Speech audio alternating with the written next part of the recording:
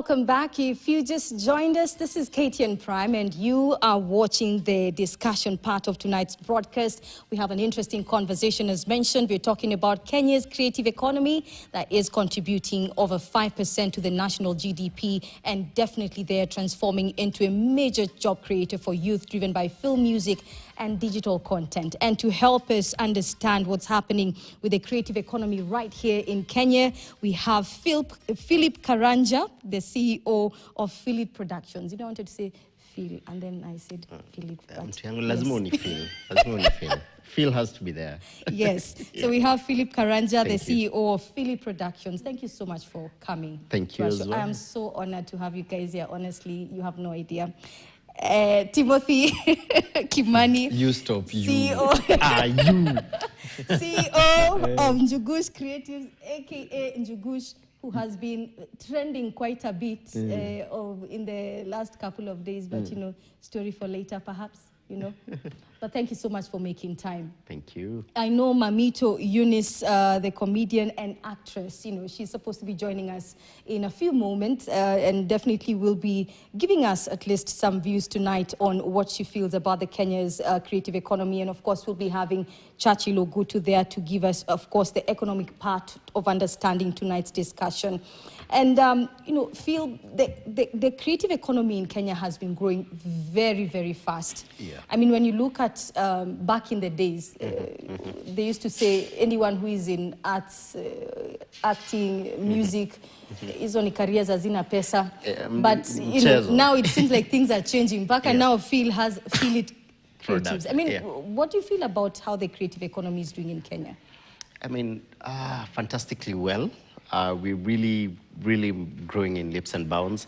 However, of course, technology is doing the thing. For example, for myself, I specialize in film and TV production, and that space has been democratized a lot. So, you know, when we were starting off in the industry, there were only like 7 TV stations. If you wanted to see your film, you'd have to go watch it on the big screen in a cinema theater. Right now, everyone can watch anything on their phone. So that space has been democratized. So more than ever, there are more creators than there has ever been before. There are more films being made.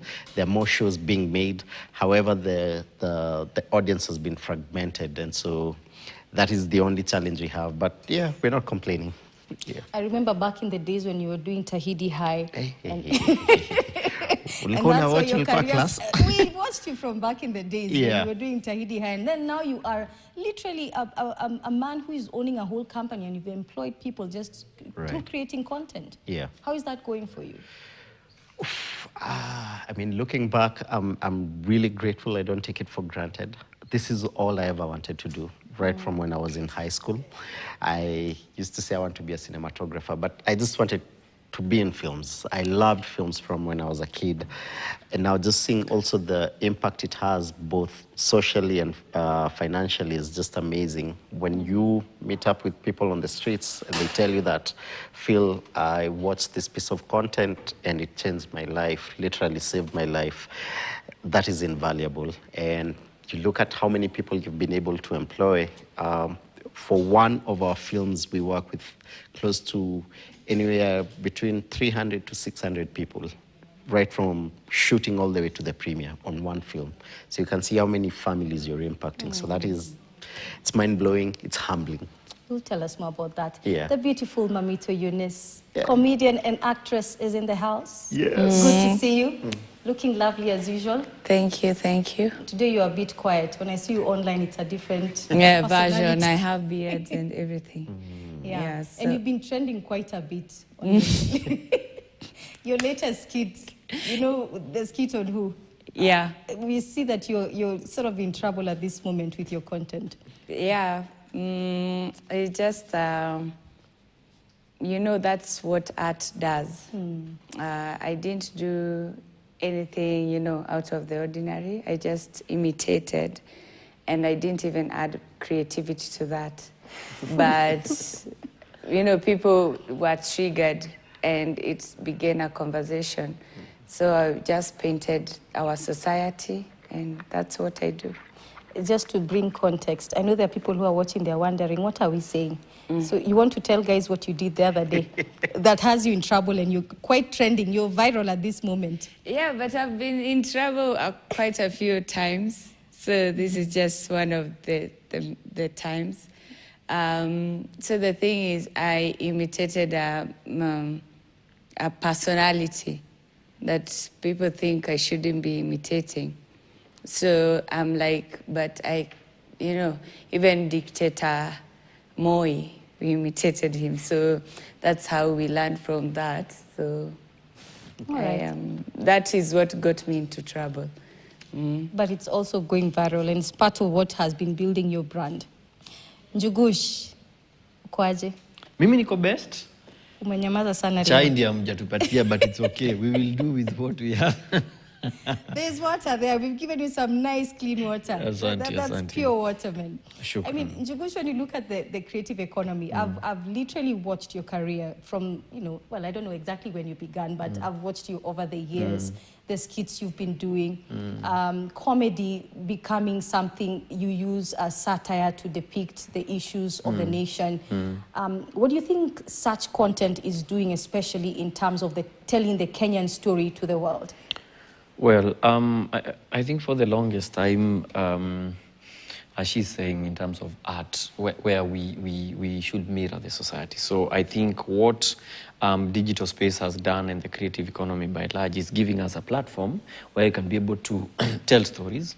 Sometimes not really comfortable stories to tell, not the your usual contemporary stories that we tell, kawaida, the 5 W's and the H, why, when.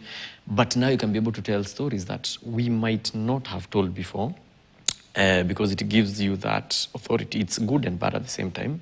But I think by far, in terms of, now we're talking about creative economy, in terms of making money, we can as well, as much as we are telling these stories, how else can we be able to sustain ourselves as creators, while at the same time having a purpose, not just content per se, but we have a purpose, whether be it direct purpose, because as we are talking about the economy, the other purpose for the economy is to make money. For the creative art is to make money, because for the longest time art has not been paying. For the longest time unataka ku actor, okay, so wewe fanya hiyo kabla ujue unataka kufanya nini, But right now we're talking about money. We're talking about art is being mentioned somewhere in the GDP.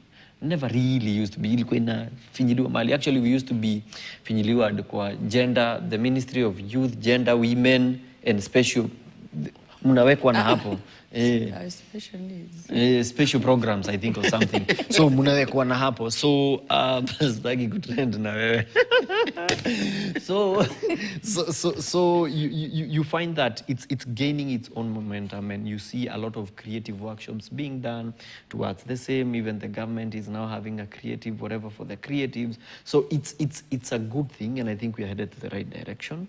And it's way, like when I started, we were on Hapakule News, then Real Houses of Kangware, and then now digital came. So by then Facebook ilikuwa mchezo. Anakuaga tu Facebook. And I remember when I joined and someone, we used to act together, he said, he said, staki kufanya, I told him, come tufanye na wewe clip kamoja. He said no. Kuna mahali itaniweka. So I'm like, but a few years later, he'd reach out and tell me, so niambia vile mnafanyaga. So I told him, hata mimi. But you can see now the growth, and I'm talking about not too long ago. I'm talking about I think it was 2015. Not too long ago. I think 5 years later. Here we are. Is it 5 or 10? 10. I'm 11, old. It feels like it's really not definitely easy for creatives. I've really seen, even sometimes when you go tell people back in the days, I want to be a journalist. Guys, I don't know. There's just a perception the public has on creatives. Mammito, what do you feel about this perception? It feels like it's really changing now. The government now is talking about taxing creators. It's talking about a bill that's supposed to sort of, so to speak, promote and support the creative economy. How do you feel about the kind of evolution you've witnessed in the creative economy in the last couple of years? I can say it's how it was seen in the society, because then after the names that art was given, ilikuwa heka heka za sijui mabudu kenge, sijui hawa watu wanafanya, it was not seen as you write and you think about what you're going to say. It was seen as you're just a drunk person. Even for me, before, let me say, as a woman, it's one thing that I have to overcome, and doing all these things is to not be, people think I'm crazy. People see me and be like, oh, that crazy woman. And mostly it's not seen as, oh, she can do this and still do these two things. But slowly, that perception is changing, because like the more people get to witness, like right now you can see like there's more younger people coming up and wanting to do that art. And now after you can see there are people who have kids that are artists, and they can now notice, oh, my kid loves to sing. Oh, my kid loves to dance. And also they can see other people who are now in art, have big cars. The definition of success, they have big cars, they have a house, this, that. So people are more or less like, oh, okay, it's a job. You can also do this type of job. And plus, we have new parents now. They're not there. They're not our parents. The back in the days, the ones you would say, I want to do music. I personally wanted to be a musician at some point. Yes, that's news. And at home, people would say, she's gone crazy. She wants to do music. I have to be a musician, Yeah. So there's a perception, and it's changing, like you said. But I want to hear from you, Mammito. What do you think has been heavily contributing to this perception change within, especially the Kenyan setup? First of all is social media and the knowledge you are getting from social media, because now people are sharing more.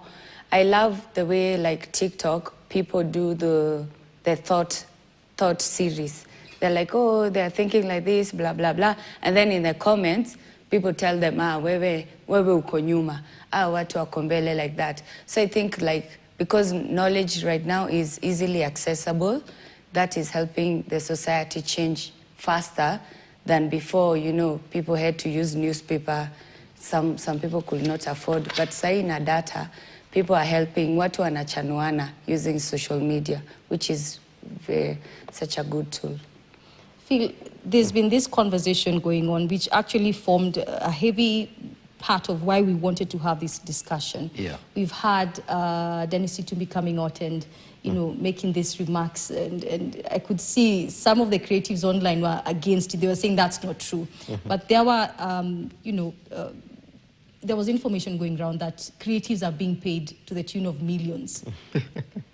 But I want to hear from you, Phil, because you're running a whole production company. Yeah. You've employed youth. You're generating content.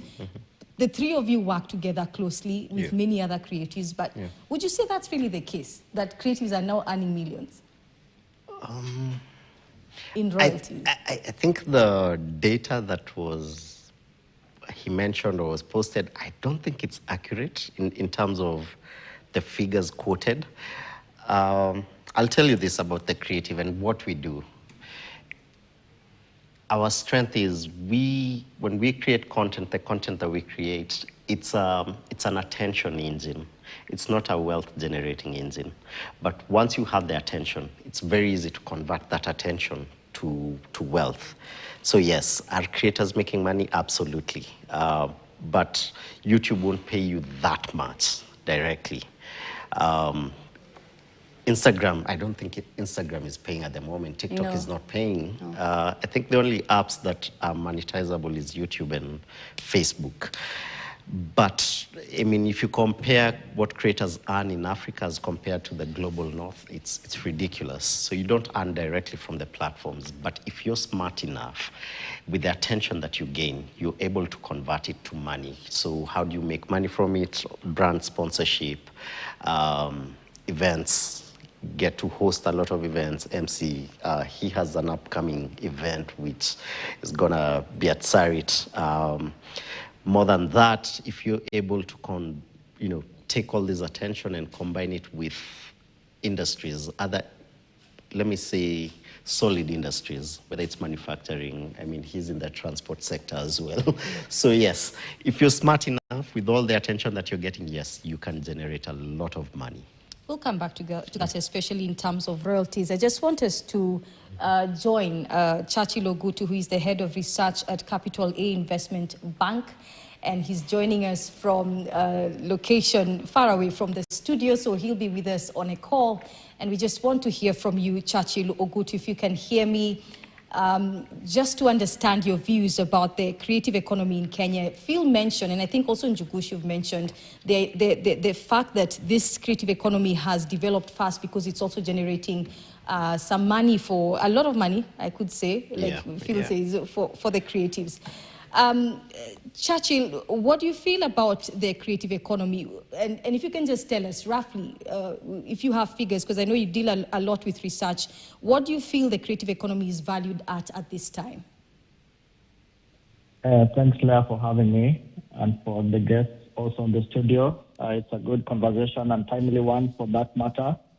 I think at the moment we cannot put a figure as to the value that is being created by the creative economy, in the sense that the way it works, it deals with the soft part of the economy, the intellectual property, some of the creative. So it's a bit hard to sort of map out correctly the value that is being done by the creative economy.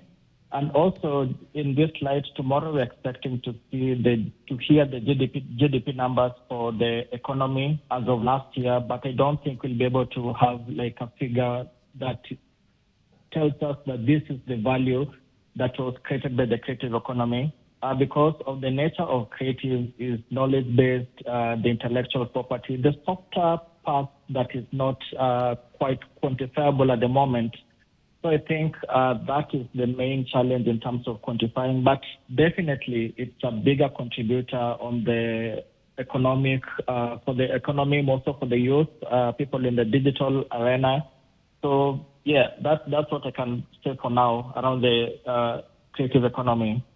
Well, Churchill, when we look at, in terms of the creative economy contributing to the digital economy right here in Kenya, what would you say maybe the key area that this particular digital economy or creative economy needs support from the government to make sure that it's creating more in terms of jobs and generating more royalties? Well, I think I won't say that it needs direct intervention by the government in terms of brick and mortar investments, so to speak. But what I can say is that we need to see a level playing ground being, or the government acting as an enabler for creatives to be able to thrive within the industry. Already we are seeing that the industry is quite, has a low entry barrier. You just need a smartphone and you are good to go. You don't need the heavy capital intensive capital that you may need you to get into this particular creative industry. So the barriers to entry are quite low, but what needs to be done is that we don't need government coming into quite overbearing in terms of higher regulations and also just increasing or raising the barriers of entry to this particular industry. So you just need the government just to play its role in terms of leveling the playing ground. And if we talk about the government, you remember that there are three arms of the government. So on the legislative front, also, we need to see the appropriate intellectual property so that even the creatives are somewhat protected in terms of the kind of engagement that they're having. It's easier, I don't know whether it's a good thing, you have the creatives in the industry, people just copy pasting the content that is being produced. So if you can have enhanced intellectual property laws, I think that will be helpful for the creative and the creative industry as a whole. Churchill, just before I let you go, there's this question, people usually ask, do you feel that the creative sector is being treated with a seriousness that it deserves as an economic pillar, or still Do you feel perhaps it's being seen as an informal activity or sector in this case? As of now, it's being seen as an informal sector in the sense of the low entry barriers that you are seeing right now, and also the fact that it's not as formal as the typical traditional industries as it is. So I think those are the factors that makes it a bit to be seen as an informal sector. But that said, also you can think of the creative industry sort of like a service industry. So the way to think about it is the primary industry. So that is the agriculture, which deals directly with the raw materials, agriculture, be it farming, fishing. So that's pretty much the primary industry. And then you have what you call the secondary sector, which is basically the manufacturing, mining, so industrials collectively. And then you have the services which connect these to the primary sector and the secondary sector. So the way to think of creative industry is seen as it's in the light of a service sector because it deals directly with the raw materials, your raw intellectual or your raw content. So that is similar to the way you look at agriculture. And then you transform that into the way we transform the industrials from be it on construction or be it mining. So it's seen as a service industry in as much as right now it's behaving as an informal sector because of the less formality that you are seeing, but largely it's a service sector, and also the fact that it's riding on a digital platform, which is also seen as a service. It's more having educational content, so edutainment. So it could be classified as a service sector in as much as still has the informalities. I think with time we'll be able to appreciate the creative economy, probably have it as a distinct subsector within the services sector as a whole.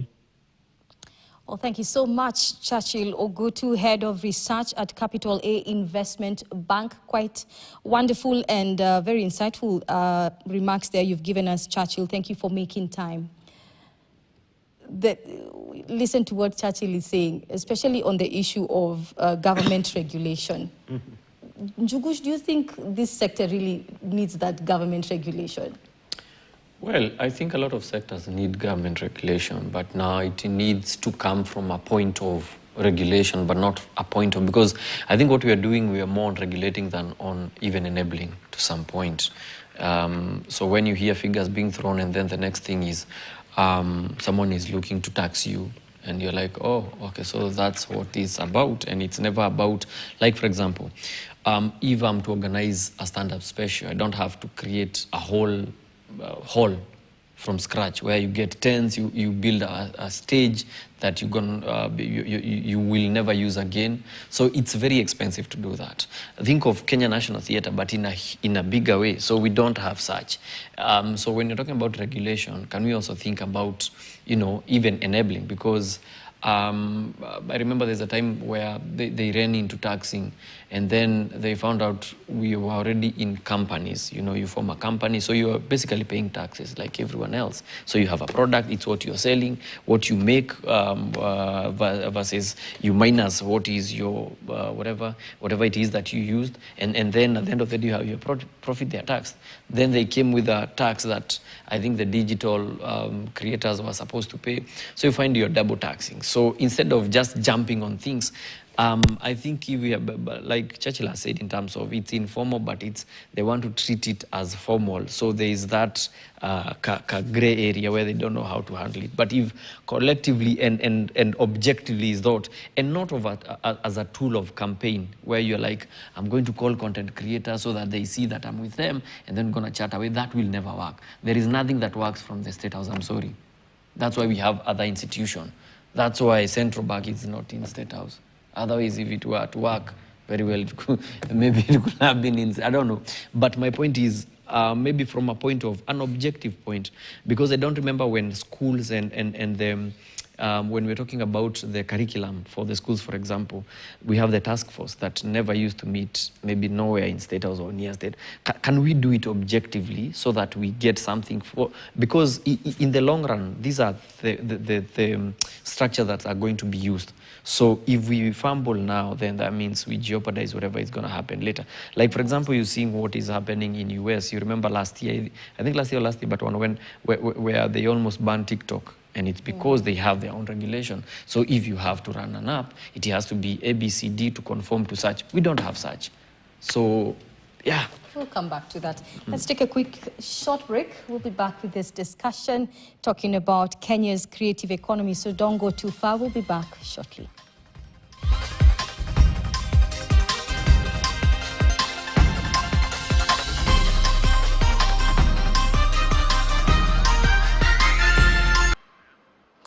Welcome back. If you just joined us, you're watching KTN Prime. We're talking about Kenya's creative economy. Just to remind you of our guests tonight, we have a definitely very interesting panel, and that is made up of Philip Karanja, who is the CEO for Philip Productions, just for the guys who are joining us now, and Timothy Kimani, CEO for Njugush Creatives, and Mammito Eunice, comedian and actress. There's a question I've asked, and I asked it earlier, and I think it needs to come out clearly. You know, Phil, tell us, how much money are you guys making? Because this industry must be making, helping you guys make quite a bit of it. And I know you're running a whole production company. At least give us a projection on how much you're making as Phil Production. Don't give us like a definite figure, but just tell us, you know, what does it look like? Shuru anaskiza. Oh, man. It's a very interesting question. Is it paying well? Is it paying well? Yes. Paying well is relative. Okay, then you need to make it clear for us. I'll be honest with you. It's usually a very hard conversation because it's if you were to look at the account details, it looks healthy and really good, but it's also a very expensive business. So the amount we need to invest, the cost of cameras, the cost of equipment, the cost of locations, the cost of paying actors. Our industry, believe it or not, is one of the few where the crew that you work with are all trained. Like, you won't get someone from the street just operating a camera. So their rates are very expensive. So when you look at a production in totality, I'll tell you we spend anywhere close to about 15 million to do one film. And you're like, what? Just, you know, but it's very expensive. So the figures we quote look and sound massive. Yeah. But what goes to our pocket now, you have to be creative. You have to figure out new ways and figure out, and that's why, as much as I own a production company, I still have a podcast on YouTube. And so from the YouTube podcast, I won't make much from YouTube, but it allows me to get other engagements where we have now product placement. I'll get gigs where I'm moderating or hosting, so you supplement the revenue. Yes. I know it's not an exact figure, but it's all right. You don't need to give the exact one, but at least hearing from someone who is in this particular industry, you know, to hear if people are making that much money, because as you mentioned earlier on, it used to be very much of a different conversation back then. No one really believed in art. I mean, very few people believed in art as a career. It was sort of like a side gig, but now it's no longer a side gig. You know? And I hear you talking about film and some of the key things you're talking about, the production costs and whatnot. Do you think there's something the government can do to at least contribute something to the infrastructure bit of how, in terms of creating film, is being done in the country? Fantastic. I love that. I think 2 or 3 quick things the government can do, and it will change the landscape. Number one is the government to understand the role of the creative arts.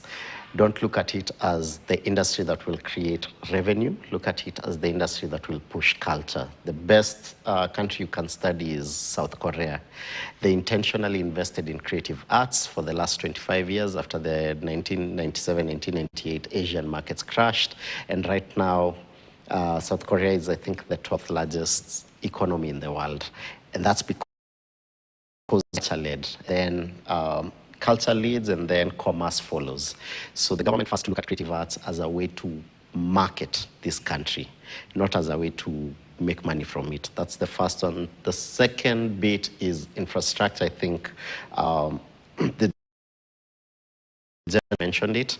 If we had a Kenya National Theatre across all 47 counties, immediately the impact will be felt across all 47 counties. So government needs to subsidize and build more on infrastructure. And thirdly, policy. Mammito and Njugush create, their content amasses more numbers than creators from the US, but they don't earn the same. So just a policy review and government says, look, for all these platforms operating in Africa, in Kenya, in Africa, you're gonna pay these rates to the content creators because they're giving the same number of views as your creators from the global north. Why are they not earning the same? You change that policy immediately. How many Kenyans are creating content on TikTok? If TikTok starts paying Kenyans today, immediately you have hundreds of thousands of Kenyans earning. If Facebook, if Instagram start paying content creators today, immediately you've done something to the economy. So policy, infrastructure, and look at the creative arts as a means to push culture forward. Mammito, you mentioned earlier on your journey. You know, you said some people used to see you and they say the crazy woman. But now when they see you, they say, oh my gosh, that's Mammito. And they want to associate with your brand. You know, how is this working for your finances? You know, like in terms, I'm listening to Phil and Asema, he can't give a figure. But let's hear from you, Mammito, because yours is more of digital content creation and a lot hinged on comedy. But how is that generating an income for you? What I can say is before, like, it's good because, you see, it has upgraded my life. From Kibera, I used to pay for toilets, but now I got a toilet in my house. Got a toilet in the bedroom.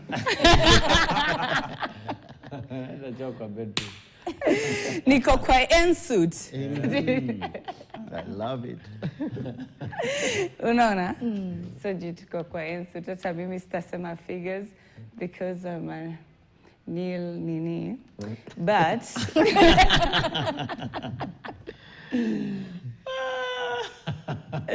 tutafile tena Neil cheki. Yeah.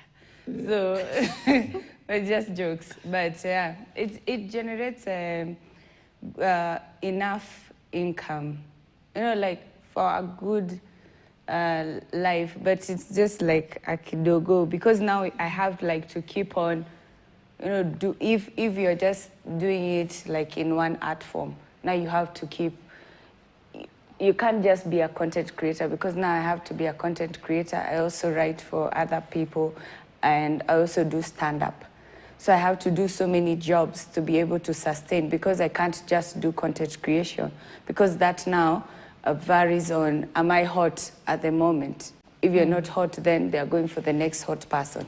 So you have to think of, to do in art, you're still doing art, but you're doing like different forms of it. You're on YouTube, you're on Facebook, you're trying to MC, you know, you're doing so many forms of art so that you can have enough money for you to get a good life. So when you say different form of arts, because I know there are very many Gen Zs, by the way, it's not just, like you guys, I know you started a long time, but there's so many other creators that have come up, and some of them want to make money quickly. You know, they call it the microwave generation. What would you tell them as Mammito, who, like you say, you have to create different forms of art to put food on the table, like unasema uko na choo kwa nyumba, nini, you know? So what can you tell the... What can you tell the young guys, you know, the ones who are watching today and they want to be the next Mammito? I can tell them it takes time, and you know, like those advice you're always told, and then you're like, that's boring. You know, like, oh, keep working, never give up, consistency.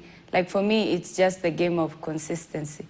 I've done it for like 10. I've done comedy for like 10, 12 years, since since I left Form 4. So nimeifanya kwa university, I've done it at Churchill, then I've come out, done content creation. I also do at Stand Up Collective. So what we do at Stand Up Collective is we try and make art, like for us, it was exclusively stand-up, and we were trying to make stand-up pay you without you selling your content to people, because you're like, stand-up takes time for you to write. So instead of unleashing stand-up every other week, you're like, okay, there's a place you can go, you can create your material, people can come every Friday, Saturday, and Sunday, even like for the whole week. So a comedian can get money even if you are underground before someone knows you. So that was like the whole idea. So we have different places where we do comedy. But generally what I'll tell people is you have to work together.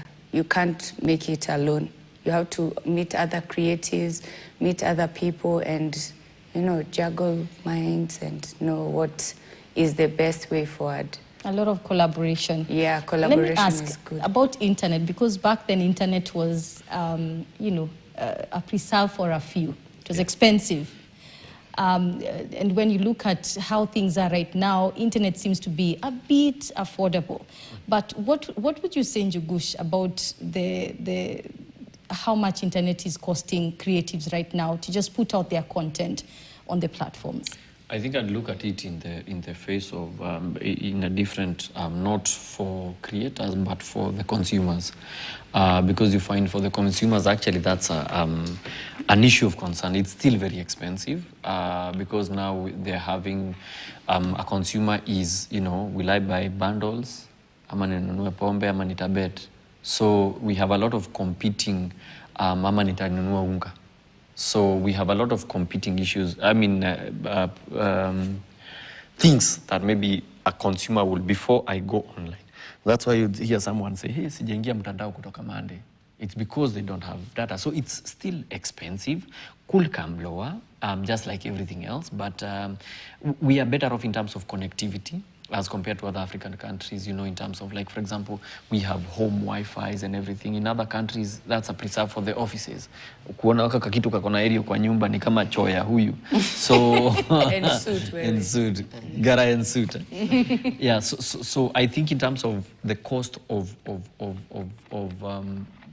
the connectivity it's everywhere. You have 2G, 3G, 4G, 5G, but then our consumer, because for me, for example, the people I appease is the mass whatever. So most of them might not have the luxury of having the Wi-Fi's and whatnot. So they have to buy those to scratch it. The smaller it gets, the smaller denomination it is. So they have to scratch it every day or every 2 days. So I think in terms of connectivity, but it's still very expensive, and that would work and that's why people are not able to watch maybe longer YouTube videos, because now for us we are very disadvantaged, because you ask about making money.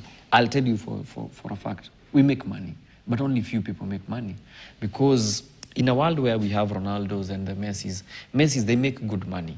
But also, for the guys who are playing League Flani, hata sijui haijulikani, they are also making some good money. Why? It's because in terms of distribution, football imejiweka. Now, this is a new industry, especially as far as Kenya is concerned. So I think in terms of, creating, in terms of making money, so that not only few people are making money, but there's distribution, because now for YouTube to make money you need certain number of views, and now we are saying it's expensive to be able to afford internet. So it's a scrabble. So who do I watch first before data yangu ishe? So that means pesa pia inafinyika. So if we were to have, let's say for example, the rates come down, and that will be a game changer. The fact that now we have YouTube, people are watching longer format content, it means people, maybe they have Wi-Fi, or they can slightly afford, but not as much people as we want, so that we make that kind of money, that crazy amount of money that you wanted us to say we earn. But Njugush, you're earning money. Yeah, everyone is earning money. Lots of money. The question is how the much? perception is you're making a lot of money. Listen, you're running businesses. We do know you're running. Yes.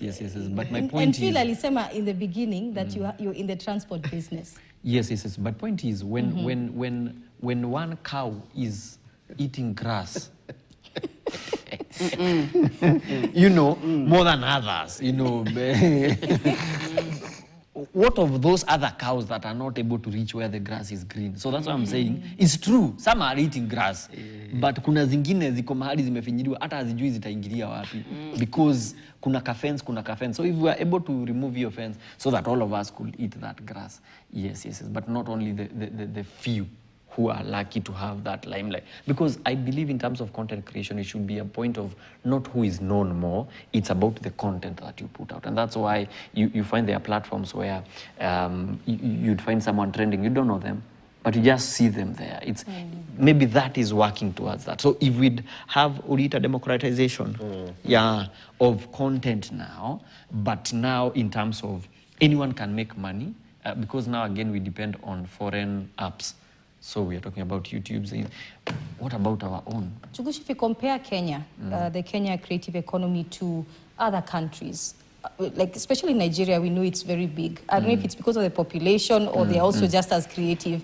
What would you say in terms of how we are faring vis-a-vis other countries who also have an equally vibrant creative economy? So I'd say you targeted Nigeria. Nigeria, I think they have, in terms of art, from school days, you go to university to just do art and whatnot. So it's a culture. 2, they have numbers. 3, in terms of maybe when you're talking about data. So there are a lot of things, but point is, I'd also say maybe to sijikonge sana, because for them, you find other countries, they've been in this journey before, wameskuma, leave alone even the internet, but art in itself, in Nigeria, they started doing this way before in South Africa. So as we are saying, it's when now art is catching up. Kitambo it used to be, wacha huyu atuchekeshe, mtoto wetu tunampenda, and then unatupwa. And then now it's time for the engineers to speak. So right now is when now we are saying, we have artists na waheshimiwe. We have artists ambao wameanza kuingia siasa. That's how nini industry inakuwa mukianza kuingia. But comedians mostly. No, it's artists. Let's say politics is a joke. But you get my point. Yes. So there are a lot of issues. Like, for example, I'd never compares with the US because they are, first of all, in terms of independence, 100 years plus. So at the same time, we should be moving in a certain direction. That's why I'm saying, if we put structures into place such that even the guys who are going to come later, like for example, you're saying now we have the Gen Zs who are coming, who are going to come later, they find a playing field. Just like, for example, when a lawyer comes from law school, they know how to go about their whatever. An engineer, they have their own way of doing things. As we don't, as every time you come, you want to do your own thing because we don't have the structures, and I wouldn't blame anyone. But now we have time to change that and to make things work. All right. Phil, I want to hear from you in terms of the social media platforms. Earlier on, you mentioned TikTok and Instagram are not paying content creators. Might you know why? Have you ever tried to write to them just to find out? At the... Squeezy, unataja serikali unaogopa. At the beginning of the current government under President Ruto, they were very, I think once they came into power, they realized they have over 10, 15 million young people who are unemployed.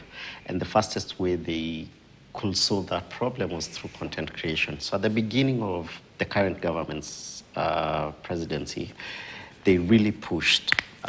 So we were even part of meetings with TikTok and guys from Alphabet, Google, and that is what led to unlocking the monetization on Facebook. The conversations were there. It was going on well. But I think after Maandamano, the current government is not very keen on growing that social media space. So I don't know what happened, because I think TikTok right now, I saw recently they've started monetizing in Rwanda. And we started the conversations way before them.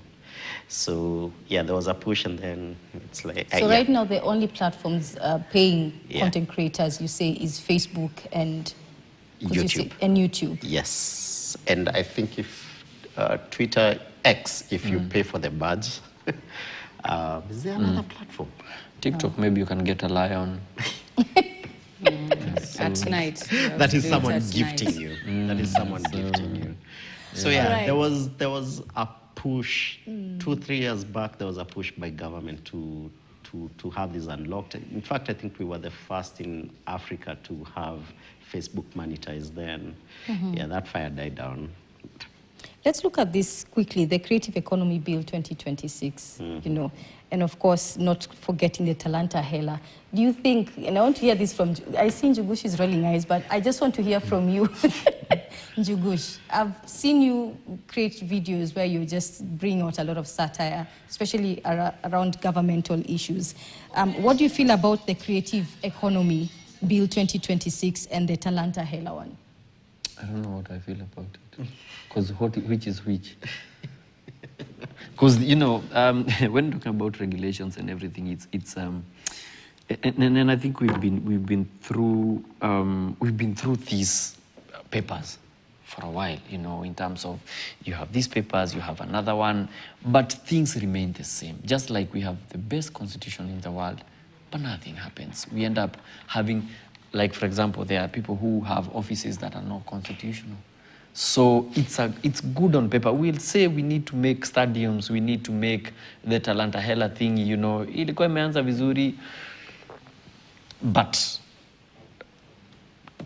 as true as the sun shines tomorrow, that we might end up with this. And that's why I keep saying, we don't need some ni ya hii serikali. You know, mnaona kile tumefanyia content creators. Because why? The next government that's going to come, they're going to do away with those bills we are saying. They're going to bring their own. So where are we? So we move 2 steps, back 3 steps, forward 1 step. So they are good on paper. They have the goodwill. We want people to make money. But how is the question? How are we going to make money? It's good to say, tunataka, we want to make. So you feel there's no implementation? There's no implementation, and there is not even when they're writing that, they know whoever did that bill, they know they're never going to push for implementation. They have more important things. Yeah, so that's for, you see, we have done, so why are you making noise? We have done a bill for you, we have done this. So they are good on paper, just like any other paper our guys have done, but unfortunately, unless there is that, you know, willingness, and when we have people in power who are able, like for example, the minister who is in charge right now, I'm sorry, but you can see they're just happy to be there. You know, I come and smile, they're happy to be there, you know, but why don't we have guys who have it in them? In terms of having creatives within the ministry, perhaps to represent the voice of the creators. Because now what they do there for papers, oh, this is good on paper, but when it comes to implementation. So you feel the government's engagement with the creators is more of a formality than one that is engaging the creators themselves? And they're seeing it as a way of, you know, once I have these people will see I'm doing something. You think maybe they're doing this because now they see there's an opportunity for taxing the creators, not and now even they taxing, need that partnership? Not even taxing, because again, we don't have that much money to be taxed. But I think why they are doing this is because it looks good. It's a way. Digital is big. So when I call a group of creatives and we are seen laughing, they're like, oh, serikali kumbe inafanya kitu about the youths, you know, where else would they get free marketing, so to speak? So I think that is part of it. Maybe they might be goodwill, but for the powers that need to push, hawako. And that's why I say we need people who have art in them. Just for example, in sports, why don't we have people who are in sports in the head, other than, you know, making money and whatnot? I don't know if you're getting me. Like, for example, we go to hospitals. You saw what happened the other day. Yeah. So if you're going into sports, you find sportsmen there who are involved, and creatives also involved. Engineers, when you're talking about roadworks and everything, have an engineer at the heart of it. When I was talking, I'm sorry to hijack his point. When I was saying that government needs to see what creative arts really is for, it's not a tool to make. Don't think about taxation first. think about subsidizing and creating the infrastructure so that we have more creatives. Once we push the culture out there. So let me use Nigeria right now, because you mentioned them. Afrobeats is the biggest sound in the world. Just because of that, right now, Nigerians can sell anything else to the rest of the world because it's familiar to them. Now when I hear Nigerian accent, it's familiar to me. When I hear some certain words, I can go to a shop and ask for Nigerian food or Nigerian drink or a Nigerian product. So that's how our government should look at it. It should be a way for us to export culture. Once we export culture, then as a country we can sell everything else after that. Yeah. I know we need to come to a close, and I'll get your final remarks. Njugush, you've been trending online, and we just want to hear from you, your side of the story. If you can just give us briefly what's happening with Wakavinye. We've seen very many creators coming and saying, you know what, if I find Wakavinye with someone, I'm going to beat them down. If I find Njugush with someone, I'm going to beat them down. I know it's a very sensitive topic, but just give us at least something. I mean, what's happening? So let's work and make creative economy work, and we need to make money. You can't and we ignore need that money, question, Njugush. and no, that's why we are here. We need to make, and that's why I'm saying, let's do things that are gonna work for the creative economy. How does publicity of this kind affect your content when it comes now to your personal life? I'm saying let's work on the creative economy and make the structures that are going to make this thing work. Well, we are happy at least you guys have come a long way, especially for the creatives. And just before we go, I'd just love to hear from you, Mammito, your parting shot about tonight's discussion, just in 10 seconds, please. I'm happy we are having this discussion. And I'm happy it's something that the government is, shining a light on the creative economy. That means that we are doing something. And hopefully, it will be less talk, more action. All right. Thank you so much for making time. Indeed, it's a good discussion to have, looking at what you've been doing over the years. Phil from Tahidi High, Njugush, I was watching him from when I was in high school and laughing at his I'm not that old. An Asian man. I'm not that young either anyway, but Mammito also has been creating a lot of content. Thank you so much for making time and just giving us at least an understanding on what is happening in the industry. Philip Karanja, CEO for Philip Productions, thank you for making time. Timothy Kimani, CEO for Njugush Creatives, thank you for making time. And also Mammito Eunice, comedian and actress, thank you for making time for us tonight.